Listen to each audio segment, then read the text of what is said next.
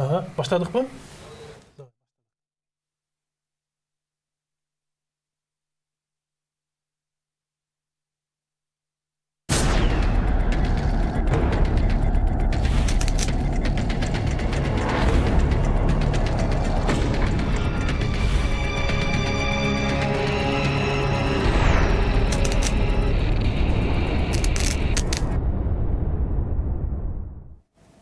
Biz бүгүнкү берүүбүздү Жогорку Кеңештин токтому экс-президенттин эркин сүйлөгөнүн токтотобу деген теманын алкагында кеп кылганга арнадык.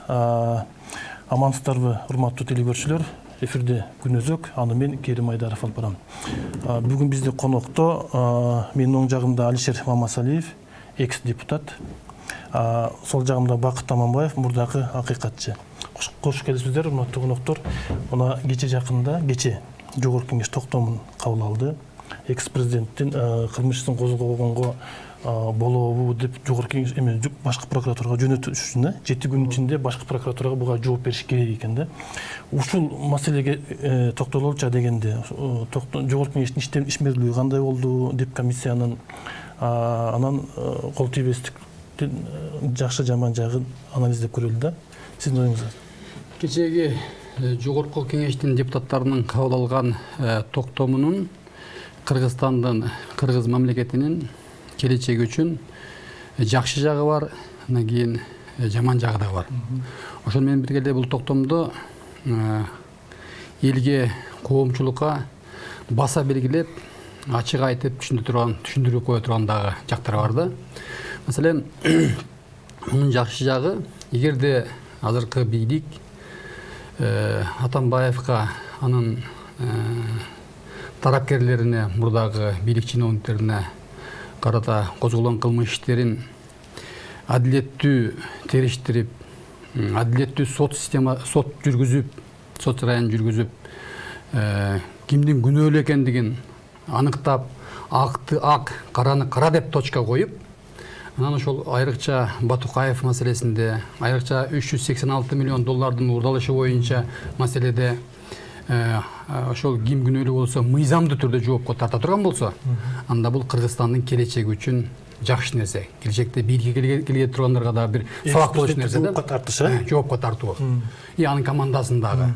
Ошол эле мезгилде жаман жагы тилекке каршы соңку мына бир нече 30 жыл бою Кыргызстандын эң жогорку бийлиги президент, аны алмаштыруу, Кыргызстанда же элдик төңкөрүш, революция жолу менен президенттерди кууп жиберип атабыз, же болбосо мына окшоп, же болбосо кылмыш ишин козгоп, анын командасы камап ийген учурлар болуп атат да. Бул өнөкөткө айланып кетип атат, бул традицияга айланып кетип атат. Бул өзү жаман нерсе, жаман көрүнүш. Ал эми бул токтомдун эң маанилүү жагы дагы бар, өзгөчө коомчулукка белгилеп кое турган жеричи, бул парламенттин аракети. Азыркы парламент мына ушундай токтом кабыл алуу менен, дагы бир жолу өзүнүн Атамбаев айткандай чимкирик парламент экендигин, дагы бир жолу коомчулукка мындай кошоматчы парламент экендигин, абийирсиз парламент экендигин, мындай экендигин дагы бир жолу далилдеп көрсөттү. Себеби кабыл алуу менен, себеби ошол парламенттин кабыл алган токтомунда Атамбаевка жана анын командасына мындай деген айып коюлуп атат. Атамбаев узурпация власть кылды дейт. Кыргызчасы Атамбаев эң жогорку бийликтин ыйгарым укуктарын бир колуна топтоп 386 миллион доллардын уурдалышына көмөк кылган, аны уюштурган деп айтат. Ошол менен бирге Батукаевдин чыгарылышына көмөк кылган, аны уюштурган, анын башына турган деп айтып атат. Ошол эле мезгилде ошол чимкирик парламенттерге, абийирсиз парламенттерге мен сурай берет элем. Ошол Атамбаев, анын командасы 386 миллион долларды уурдап атканда, ага уруксатты ким берген? Азыркы парламент берген, чимкирик парламент берген. Ал мезгилде азыркы парламент Атамбаевди мактап турган. Көсөм парламент, көсөм мамлекет башчы, мунун атын Ош-Бишкек жолуна бериш керек. Бул деген эл баатырын бериш керек деп мактап турган. Ошондо өзүнүн конституциялык милдетин парламент аткарган эмес. Ошондо болбосо мыйзам чегинде карай турган болгондо бул маселени 386 миллион долларды биз карыз алып атканда, мыйзам боюнча аны 3 окуудан өткөрүш керек болчу. 3 окуунун мөөнөтү Кыргыз Республикасынын регламент жөнүндө мыйзам жазылып турат. 10 күндөн болуш керек ар бир окуунун мөөнөтү. Ошол 10 күндө эгерде кылдаттык менен карап, бул акча каяка кетип атат? Эмнени сатып аласыңар? Анын техникалык, экономикалык обоснованиясын карап, анын процентин карап, ким жоопкерчилигин карап, анын аткарылышын көзөмөлдөгөндө, анда Атамбаев жана анын командасы мындай жаман иштерге барбайт болчу. Мамлекетте карыз болбойт эле. Мамлекетте карыз болбойт болчу. Демек, бул маселеде Атамбаев жана анын командасы менен кошо азыркы парламентте күнөөлүү. Сиздин оюңуз кандай? Алда бул жанагы илгерки кыргызда сөз бар. Кечирип кой сөзүңдү түгөнмө. Көкөтөйдүн ашы көпчүрдүн башы дейт. Азыркы тесттин башталышы бул көпчүрдүн башы. Бул Атамбаевди камоо менен бүтпөйт деп ойлойм. Сиздин оюңуз? Кечээки Жогорку Кеңеш кабыл алган чечим боюнча эгер сөз айтсак, мен ойлойм сөз түрдө бул парламент, бул Созов кайсы учурунда, кайсы акыбалда шайлаган, ошол тарыхка кайрылышыбыз керек да. Эсиңизде болсо керек, 2015 жылы Атамбаев ошол кезде уже 4 жыл президент болгон, толугу менен эки бутуна туруп, бүт бийлик тармагын бир муштумга алып, көзөмөлдөп турган да. 80% ошол кезде депутаттар Жогорку Кеңешке келгенде 7-нчи этажга көз каранды экенин бизге баарыбызга белгилүү болду да. Себеби 2016 жылы Атамбаев баягы конституцияны бузуп референдумдар барган да.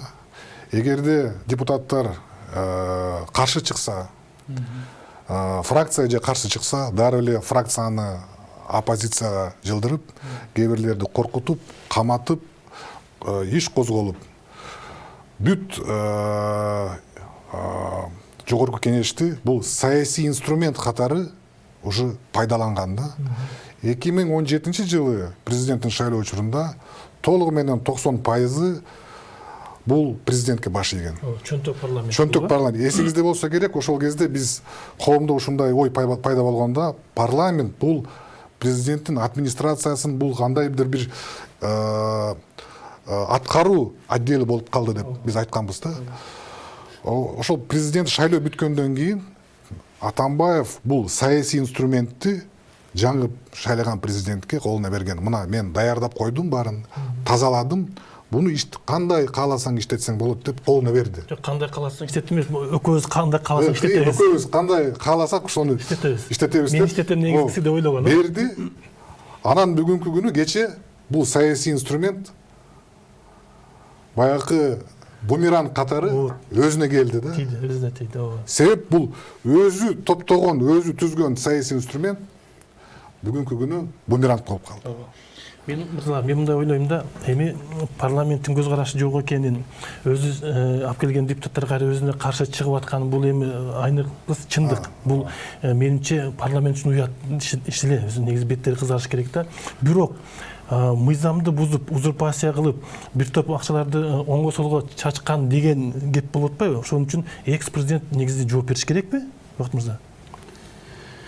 Бул жерде экс-президенттин мыйзамдуу түрдө кайсы бир маселеге канчалык деңгээлде мындай айыпкер аны процесс, сот процесси, тергөө процесси аныктайт.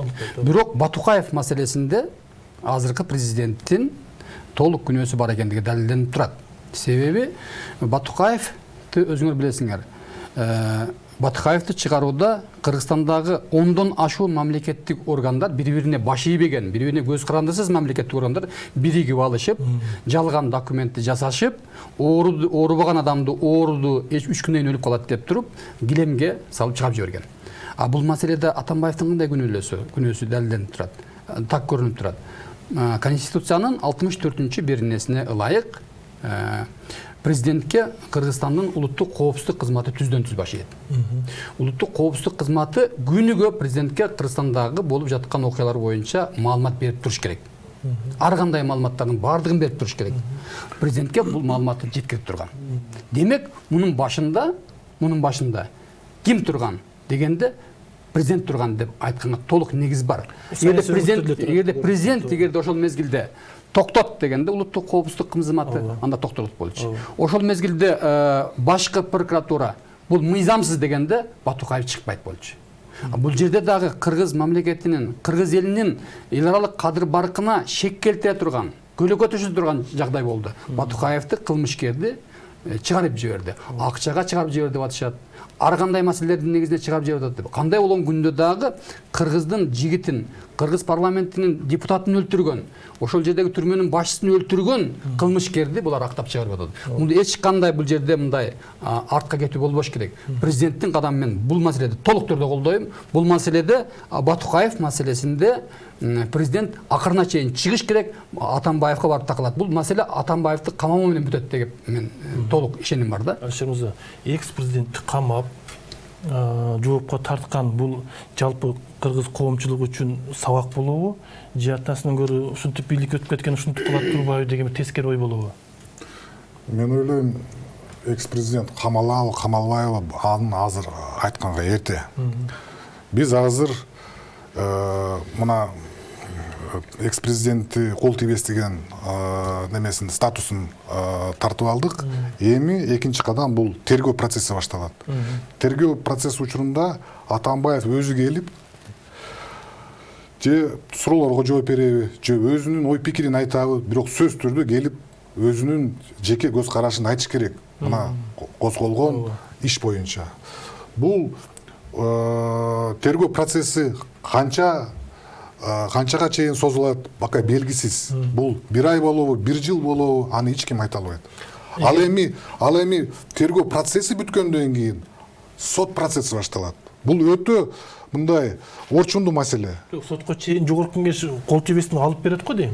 Жок, алып койду да. Уже алып койду да. Жок, ал элек бул азыр жалды. Жок, азыр баш прокурорго берди. Бул алынат деп мен ойлоп атам да, алынат. Себеби буну эч кандай мындай драматизация кылбаш керек да. Бул эмне менен бүтөт экенин аны эч ким айта албайт. Себеби соттор да бүгүнкү күнү түшүнө баштады да, бүт чечимдер баягы доказательство негизинде бир гана болуш керек. Себеби бул жөнөкөй процесс эмес. Бир гана тышкы, ички баягы саясатчылар эмес, мына тышкы эксперттер буга көңүл буруп атат. Ошондуктан мен ойлойм, даже эл аралык эксперттерди чакырып, баары мыйзам чегинде болуш керек. Ошондуктан бул киши камалабы, камалбайбы, кандай болот, аны эч ким азыр айта албайт. Депутаттар да айта албайт, саясатчылар да айта албайт. Мен айтып атканым, экс-президентти камаган менен биз тарыхта кандайдыр бир деңгээлде сабак алабызбы, албайбызбы дегенде жек. Бул тарыхый окуя да. Бир гана Кыргызстанда эмес, Борбор Азияда мындай окуялар боло элек. Ошондуктан биз үчүн, Кыргызстан үчүн бул өтө саясий, бул чоң мындай сабак, бул чоң саясий тажрыйба деп мен эсептейм да. Бул маселе президентти камоо маселеси ар түрдүү чөнүгүшү толук ыктымал. Азыр мисалы үчүн парламент алынсын деп, экс-президенттин статусу алынсын деп туруп башкы прокурорго жөнөттү. Азыр башкы прокуратура бул маселени иликтеп туруп, да алынсын деп туруп токтом чыгарып парламентке жөнөтсө, парламентте дагы добуш берип туруп, андан кийин анан кол тийбестик алынат. Мына ушул жерде окуя ар түрдүү өнүгүп кетиши мүмкүн. Бул жерде бийлик менен Атамбаевдин ортосунда сүйлөшүү болушу мүмкүн. Балким. Андай боло турган болсо, анда башкы прокуратура айтат, тигиндей болуп калыптыр, мындай болуп калыптыр, урматтуу депутаттар, силер муну токтоткула деп коюшу мүмкүн. Балким депутаттар убактыбыз аз эле калды. Эгер мындай берүү берген болсо, чөтөккө салып туруп, башкача добуш берип коюшу мүмкүн. Мисалы да, бул эми деген ушундай ар кандай окуяда өнүгүшү мүмкүн. Бирок кандай болгон күндө дагы менин оюмча азыркы президент Сооронбай Шарипович бул маселени акырына чыгат деп мен ишенимдемин. Себеби бул маселе эгерде акырына чыкпаса, анда президенттин кадыр баркына абдан көйгөй түшүрө турган иш болуп калат. Айрыкча Батукаев маселеси. Бул биринчи жагы. Ал эми экинчи жагы, эгерде президентке коюлган, жанагындай депутаттар тарабынан коюлган айыпка көз жүгүртө турган болсо, анда абдан оор айып тагылып атат президентке. Коррупция маселеси боюнча иш козголуп атат. Бул коррупция маселеси боюнча иш козголгондон кийин президент президенттин тергөөнүн жүрүшүндө, соттун жүрүшүндө азыркы президент анын командасы жок эле дегенде 20 жылдан ашуун кетиш керек. Бирок азыркы биздин жаңы кодекстердин негизинде 20 жылдык неме барбы? Бул деген коррупция маселесине 10 жылдан кем кетпейт. Бул жерде 386 миллион доллар, анын проценти менен эсептегенде 450 миллион доллар. 486 миллион доллар. Бул жактагы башка кылмышкерди чыгаруу, жерлерди сатуу деген маселелерди коюп атат да. Ошон үчүн бул маселе азыр эми башталды. Элдин баарынын көңүлү ушуга бурулуп атат. Эгерде бул маселе акырында чыга турган болсо, анда биздин коллега айткандай, Кыргызстанда, Борбордук Азияда болбогон окуя бул. Борбордук Азия өлкөлөрдө эч убакта президенттер, мурдагы 2 премьер-министр, башкы прокурор айыпталып, камалып түрмөгө отурган мезгил болгон эмес. Бирок камалыш керек деп ойлойм. Себеби эмне үчүн эл деген депутаттар, Садыр Жапаров, Текебаевтар түрмөдө отурушат? Эмне үчүн айыпкерлер, кылмышкерлер Кыргызстандын элинин байлыгын тоногондор камалбаш керек? Камалыш керек. Камалмак түгүл, бул жерде депутаттар да жоопкерчиликке тартылыш керек деп ойлойм. Ушул депутаттар жөнүндө айткым келип атат да, бул кезинде Атамбаевдин депутаттары болгон аларчы. Атамбаев түзмөгөн алып келген депчи. Ошол жана 386 миллион долларга Батукаев маселесинин баардыгына депутаттар макулдугун беришкен да. Бүгүн кайра Атамбаевди күнөөлөп токтом токуганына депутаттардын моралдык укугу барбы? Же болбосо депутаттар атасын көрүп, биз ушунда билбей калыппыз, Госа Атамбаев деген начар киши турбайбы? Бул бийликти өзү үчүн пайдаланып алыптыр. Биз кечирим сурайбыз элден деп кечирим сураганга болобу, болбойбу? Мен ойлойм, кечиримдер сураса бул жетишсиз болот. Мен ойлоп атам, эгерде тергөө процесси өтүп, сот процесси башталса, Жогорку Кеңеш ошол саясий жоопкерчиликти сезип, күзүндө кайра сессияга келип, өзүнүн ихтияры менен Кетип калыш керек. таратылыш керек да. Ошондо гана мен ойлойм, бул саясий адилеттик болот. Ошондо гана баягы бүгүнкү депутаттар жок дегенде кичине баш көтөрүп, мындай кетсе туура болмок да. Элдин алдында жүзү жарык болуп ишне. Ошондо гана биз жаңы шайлоого барсак, мен ойлойм, толук туура болмок да. Акмырза кандай өзүңүз бар буга? Менин оюмча, бул маселе депутаттарды таркатуу маселесин мамлекет башы өзү да көтөрүш керек. Себеби бул маселеде айрыкча 386 миллион доллардын уурдалышында депутаттык корпустун күнөөсү, алардын кетирген кемчилиги, алардын мыйзамды одоно бузгандыгы ор коюп көрүнүп турат. Алардын экинчи жагынан алардын моралдык дагы бир мындай немеси жок да, жоопкерчилик болуш керек алардачы. Себеби парламент коллективный орган. Биз добуш бердик деп коюп атат. Бирок ошол эле мезгилде мына ушундай оор кылмышты жасоого Атамбаевга шарт түзүп берген депутаттар да. Значит, бул маселесинде Атамбаев менен кошо азыркы депутаттык корпустун тиешелүү адамдары да жоопкерчиликке тартылыш керек. Ошондон кийин адилеттүүлүк орнойт.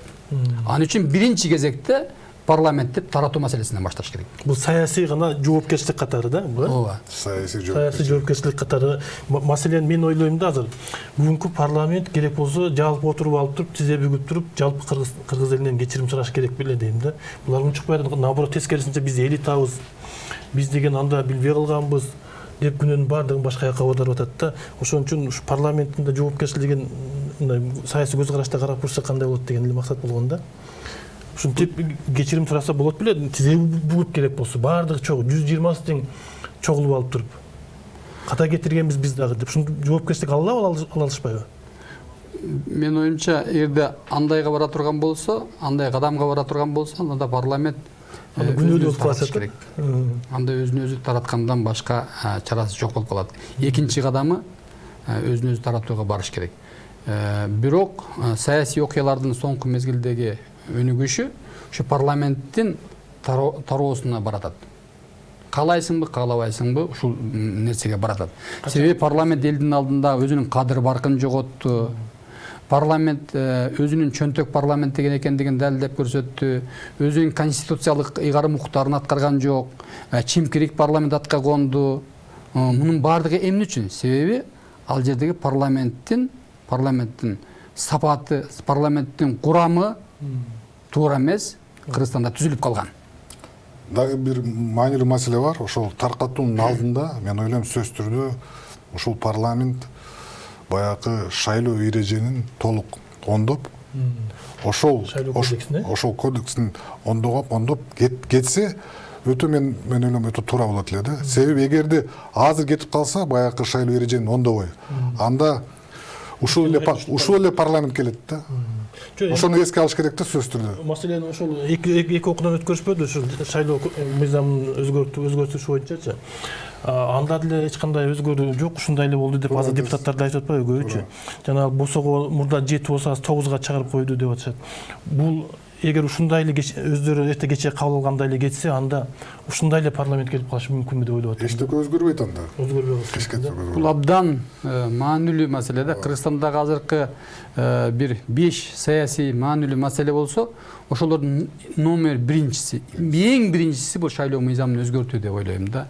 Анткени себеби шайлоо мыйзамын өзгөртпөсө, анда азыркы парламенттен да жаман парламент сапаты келип 80% кайра келиши толук ыктымал. Бул деген мындай караганда кыргыз элине, кыргыз журтчулугуна болгон мындай кыянаттык нерсе көрүнүп турат. Ошондуктан бул маселени менин оюмча мамлекет башчысы түздөн түз өз көзөмөлүнө алыш керек. Тез аранын ичинде шайлоо мыйзамын өзгөртүш керек. Эки нерсени сөзсүз түрдө жасаш керек.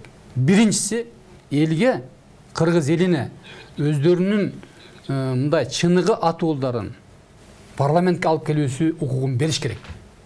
Азыр элдин өздөрүнүн чыныгы профессионал иш билги уул кыздарын парламентке шайлоосуна мүмкүнчүлүгү жок. Алар тизмеге гана добуш беришет азыр. Бул укукту тилекке каршы 2010 жылдагы баш мыйзамды жазган авторлор саясий партиянын жетекчилерине ыйгарып койгон. Саясий партиянын жетекчилери тизмени тандайт, алардан акчаны алат, андан кийин тизмени добушка коет. Ошентип коомчулук болгону саясий партия лидерлери аныктаган тизмеге гана добуш берип калган. Мына ушул укукту бериш керек. Бул биринчи абдан маанилүү. Экинчи, Кыргызстандагы саясий коррупцияга точка коюш керек. Саясий коррупция 2010 жылдары кабыл алынган конституциянын негизинде 3 жерде көрүнүп турат. Биринчи, болочок жогорку кеңештин депутаттарынын талапкерлерин аныктоодо көрүнүп турат. Саясий партиянын лидерлери болочок депутаттарын акча алышат. $250,000 $500,000 чейин. Муну элдин бардыгы билет. Экинчи, парламентке шайланып келгенден кийин парламентке келген саясий партиялар каалагандай өкмөттү, бийликти бөлүштүрүп алып атышат. Муну токтотуш керек. Үчүнчү, конституциянын эң чоң кемчилиги азыркы Атамбаевга берген президентте абдан чоң ыйгарым бар. Мына ошого чектөө коюш керек. Мен бул маселени эмнеге көтөрүп атам? Маселе ушул эме шайлоо мыйзамынча. Анткени эртең деле ушундай эле парламент келсе, кийинки президент деле жанакы 386 миллионду алам десе, алар деле ушуга макул болуп добуш бере берет да. Эми бүгүн мамлекет белчесинен карызга батып отурат. Бир эки кишинин азабынан тура. Ошон үчүн айтып атам да, ушу парламентти өзгөрүү сөзсүз түрдө кылыш керек го деп. Мен ойлоп атам, эми биз баарыбыз баягы бүт проблемаларды баягы конституцияга такап атабыз да. Конституцияны өзгөрүш керек. Мен айтып кетет элем, биздин конституция 2 жолу иштеген. Бул Атамбаев премьер-министр болгон учурунда, жана Бабанов. Бул ошондо гана точка принятия решения, кабыл алуу орун ошол премьердин аппаратында болгон да. Эмнеге? Себеп алардын жогорку кеңештин ичинде өзүнчө чоң влиятельный фракциясы болгон да. Мен айтып атам, эгерде биз азыр жаңы баягы толуктоолорду киргизбедик беле конституцияга. Эгерде лидер фракции премьер-министр болсо, ал өзүнүн мандатын сактайт, баягы статусу премьер-министр болот. Да. Баягы статус жоготкондон кийин кайра жогорку кеңешке келет. Эгерде ушундай эреже менен кетсек, кайра эле конституция иштей баштайт. Ошол эле. Бүгүнкү күнү президент 7-этаждан премьер-министрдин талапкерин түшүрөт, башкаруу коалиция аны кабыл алат. Айла жок. Ушул жакта эң негизги проблема да. Бул жерде дагы бир башка маселе да бар да. Кандай? Маселен 2010 жылдан бери Кыргызстанда экономикалык өнүгүү жок. Экономик өнүгүү болгон жок. 2010 жылдан бери Кыргызстанда саясий коррупциянын жаңы түрү пайда болду. Анын себеби биздин баш мыйзамга барып такалып атат. Баш мыйзам боюнча биз чыныгы парламенттик республика эмеспиз, тилекке каршы. чыныгы парламенттик системага өтүшүбүз керек. Биз азыркы конституцияны башкача өзгөртпөй модернизация кылышыбыз керек. иштебей аткан жерин иштетишибиз керек. Себеби азыркы конституциянын негизинде президентке чексиз укук берилип калган да. Улуттук коопсуздук кызматы президентке баш ийет толугу менен. Прокуратура президентке баш ийет толугу менен. Эсептөө палатасы президентке баш ийет. Ошол ырычактарды колдонуу менен президент парламенттин ар бирине, депутаттардын ар бирине кылмыш ишин козгоп, ачып даярдап койгон. Өкмөт башчыны дагы баш ийдирип алган. Мына ушул нерсеге чек коюш керек. Менимче, эгерде биз айтып аткан, сиздер айтып аткан ушундай жолдорду реформа катары кабыл алып, ошону ишке ашырбасак, кийинде эле экс-президенттер ушундай жоопко тартыла бериши толук мүмкүн дегенде. Толук мүмкүн. Бул тилекке каршы, бул мындай өнөкөткө айланып кетип атпайбы? Мындай. Ким гарантия берилет? Азыркы мамлекет башчысына, азыркы бийликтин башындагыларга эртең башка бир топ келгенде мына ушундай аракеттер болбойт деп. Бирок ошон үчүн ушул жерде эң негизгиси биздин президентибиз азыр мындай аябай орусча айтканда громкий кылмыш ишин чегетип атпайбы? 386 миллион доллар боюнча Батукаев боюнча.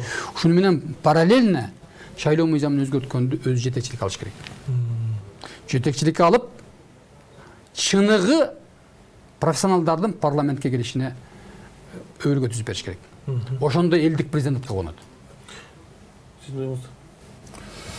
Мен дагы эле кайталап кетем, мен ойлойм, конституцияны өзгөргөнгө азыр кажети жок.